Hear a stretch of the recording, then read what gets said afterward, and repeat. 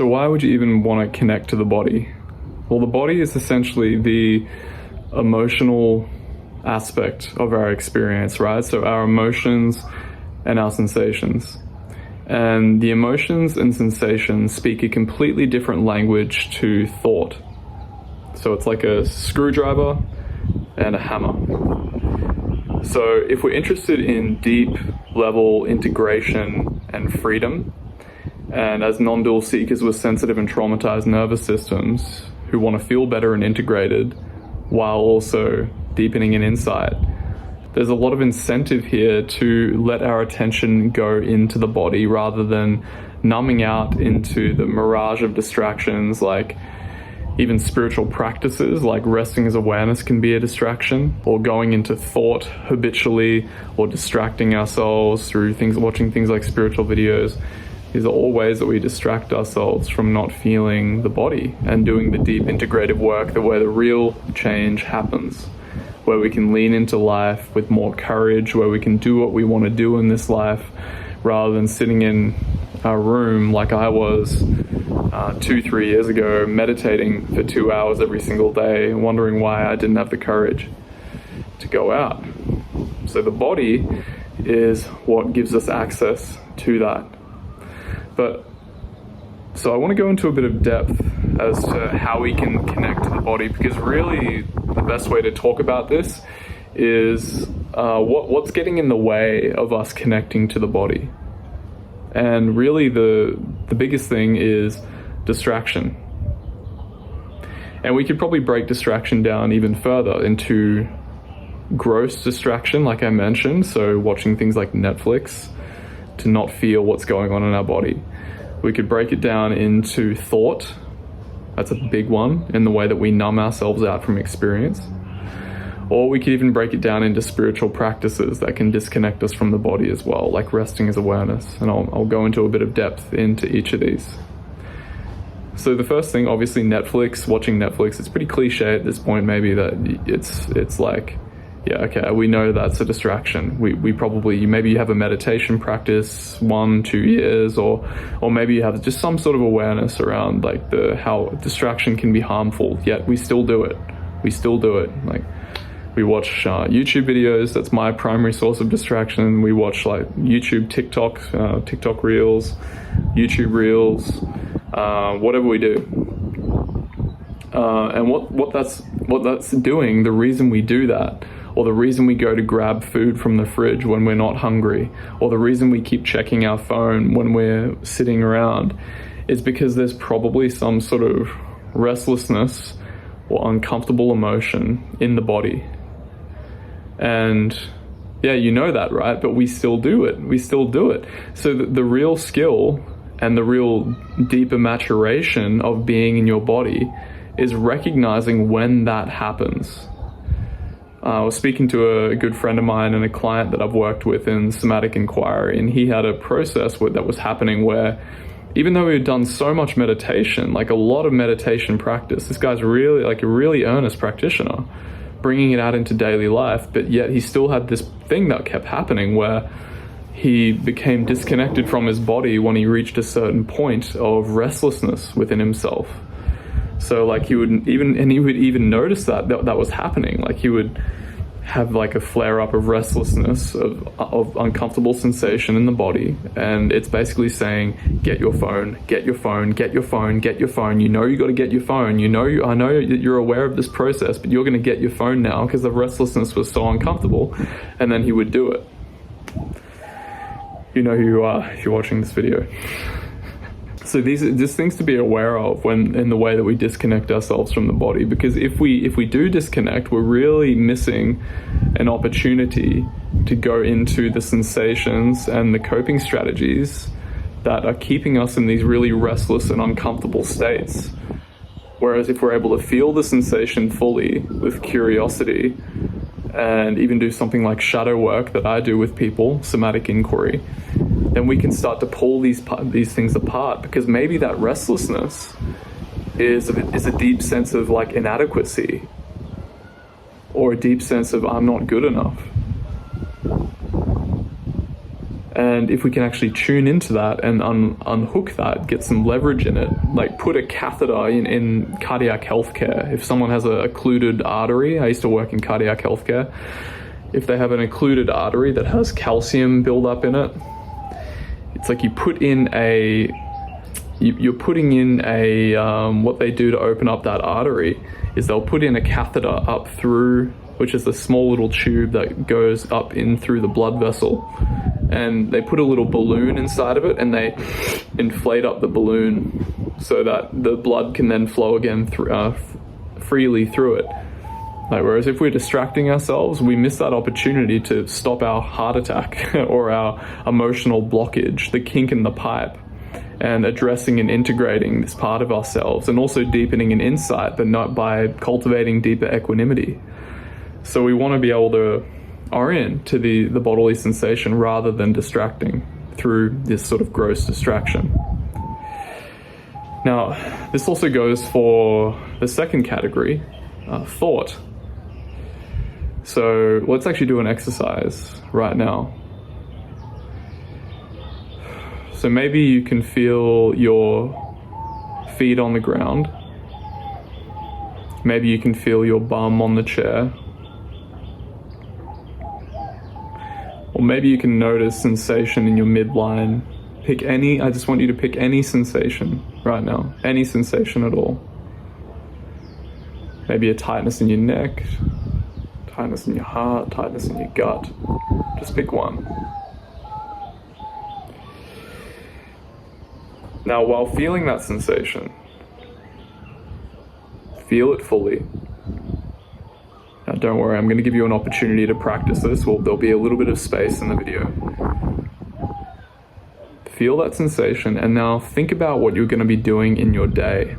And just notice how the quality of your capacity to feel the sensation changes as you put all of your mental energy into the thought, what you're going to be doing for your day, thinking about that. So go ahead and do that. I'll give you a little bit of time. So feel sensation, think about the thought, and notice what happens.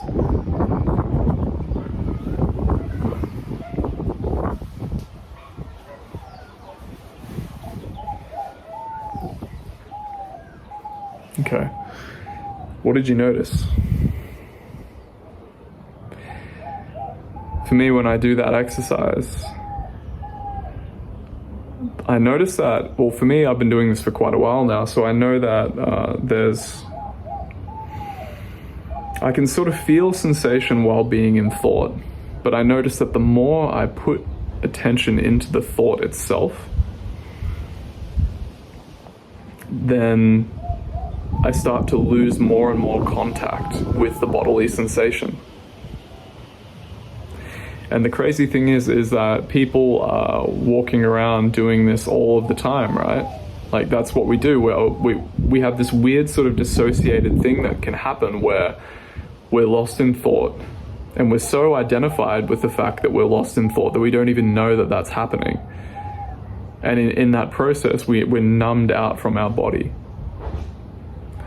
So that little exercise is making that process conscious of what it feels like to be lost in thought versus being in bodily sensation. Now, we can actually be conscious of thought while also feeling simultaneously, as I alluded to. But it's a real good skill to be able to cultivate it first, at least as we're becoming more embodied, which is, again, a key process for integration, feeling better. It's the backbone of this work. We're becoming conscious of that process as it happens in real time. And we're prioritizing, at least in this phase of realization, where we're actually reintegrating the body into our moment-to-moment experience on an ongoing basis. Because if we have trauma and we're dissociating and these sorts of things and distracting a lot, it's very likely that we've built up a lot of coping mechanisms and strategies that have really served us. So it's not to demonize this process of going into thought or distracting ourselves, but it's, if we're wanting to integrate now, we're shifting rebalancing the scale a bit so that we're not distracting ourselves, but now we're becoming more embodied. So shifting attention when we're noticing that this is happening. right? So some common thoughts that we might encounter might be thoughts like this. If we've been practicing in non-dual spheres, my teacher said that I shouldn't rest in sensation. I shouldn't worry about sensation. I should just rest as awareness. We might have that thought. Or we might have another thought like, oh man, this never works for me. Or we might have another thought where we just completely zone out, we don't even know that we're doing it, and we're in la la land. So these are the sorts of thoughts we start to notice more and more, and then we can put attention as soon as we see that, it's an alarm bell. Ding, ding, ding. Okay, I'm going to feel the sensation again. I'm going to keep feeling the sensation. It's not to neglect thought and be like, thought, no, I'm nothing to do with thought anymore, because we can't stop thoughts. But we can notice that process and bring our attention back into the body and more and more. We get better and better at doing that. The third thing I mentioned is spiritual techniques. Again, I'm not bagging on the process of resting as awareness, but as I mentioned in the previous video, the key to a resilient nervous system. There's a process that we can do where we can have a practice of something like self-inquiry, or maybe a teaching from there's nobody to do anything, so why should I even practice anything? It's just this. Or we might have an inquiry that we're using like, who am I? And that's become intellectualized. Or we use it, the ego co-opts it as a way to not feel sensation. And in that previous video I mentioned the key to a resilient nervous system. Let's say that you're out in a public place and you're engaging with somebody. You're feeling maybe like some sort of social anxiety or some sort of stress. They're triggering something in you. A subtle way that we could bypass that is we could then use an inquiry question such as, who am I? Well, who's the one who's even anxious right now? Now, don't get me wrong, that can be valuable. It's always good I think it's super valuable to question identity. But if we're doing that process out of fear, that we don't want to feel what's going on in our body, then that's when it becomes a bypass and a disembodiment. So if I'm feeling it can be, right? So it depends on you. You got to trust your intuition. You know when you're bullshitting yourself. Your instinct knows when you're doing something like that, right? Sometimes it can take a bit of pointing out, like from a video like this, but trust yourself. Like sometimes it might feel like, yeah, you know what? I'm going to drop that inquiry. There's no, like, who am I? Who's suffering? I feel this tense knot in my throat. And you might sit in presence. But when you're brutally honest with yourself, maybe there's some other doubts that come in, like if I feel this, or if I have to transcend this because it's so uncomfortable, and if somebody sees this emotion in me, then they're going to think that I'm not spiritual, or I'm not awake enough. So then we try to like reconfirm our recognition of awareness in a sort of desperation to avoid our raw humanity, right? Subtle ways that bypass can occur. Or again, of course, there's nobody to do anything. It's just, the extreme pointing of there's nobody to do anything. It's not a big fan of that. But, I mean, it has its place. It does have its place.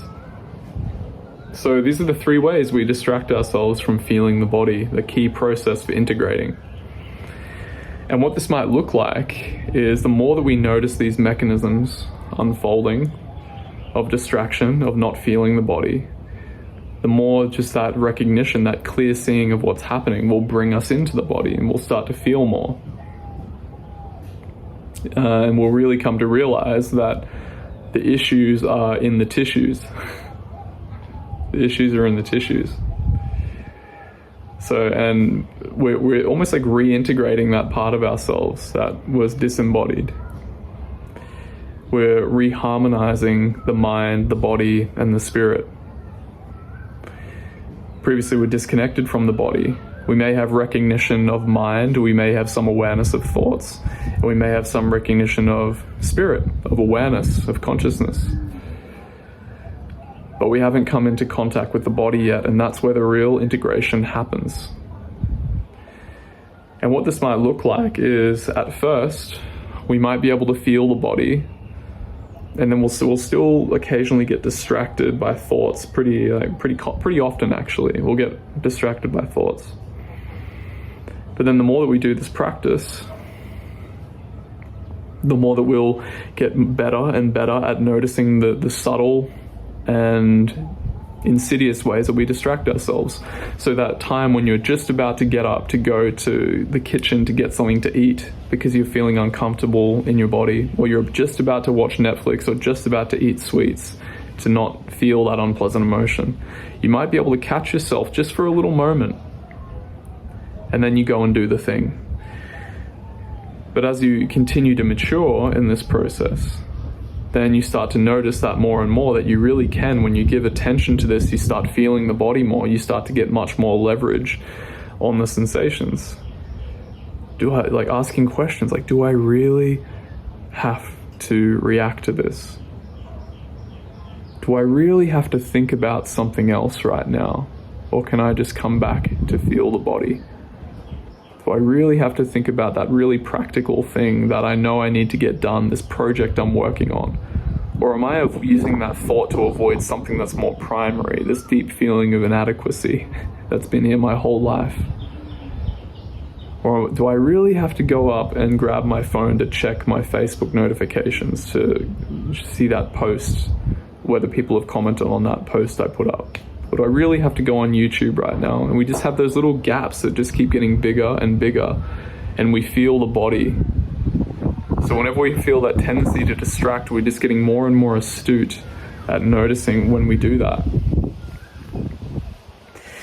Or do I really have to ask, who am I? Can I just feel and allow myself to feel the sensation in front of people, in front of my colleagues at work? Just playing around with these things. Maybe you do have to use an inquiry, or maybe not. And our goal is to unify, to be integrated, where we're not neglecting thought, and we can even accommodate distraction. Distraction can actually be useful sometimes, but we're making this whole process conscious, and then we can choose whether we want to engage in these processes rather than having them act out unconsciously. And in that process, we're becoming much more embodied.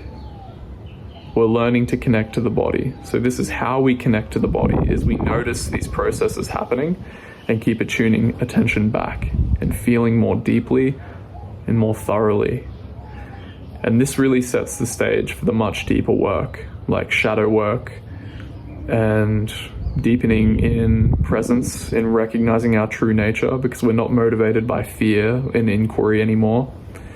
We're actually just feeling the most painful and repressed parts of our experience and our traumatic stuff that we've been neglecting, but we're opening up to presence simultaneously while being embodied.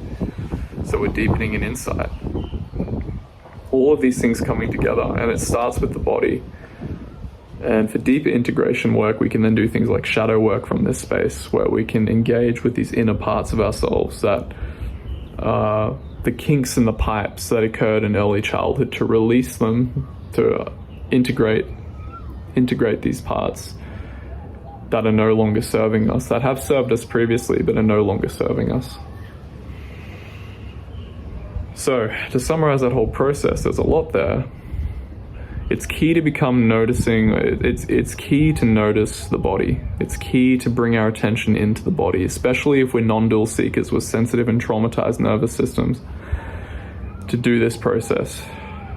So actually making a practice and an ongoing practice of this is very valuable, as it has been very valuable for me and others that I know in this space. We're also then becoming mindful of distractions that can arise. So I put it in 3 categories: gross distraction, thoughts, and spiritual bypassing distractions. And with earnest attention and practice, we will slowly decondition this process and become more and more attuned to the body, and which sets the stage for much deeper integration work. Okay, my friends. Hope this helps you in some way. I hope it was illuminating. Let me know in the comments if you have any questions, if you found anything useful or helpful, and like the video, and this helps out the algorithm. Maybe someone else who needs this video will see this content. And if you are interested in getting help with the integration work, I offer one-on-one sessions as well for shadow work, deep shadow work, awareness-based shadow work, that, you know, all these concepts are coming into play there. So yeah, a lot of love to you, and see you in the next video.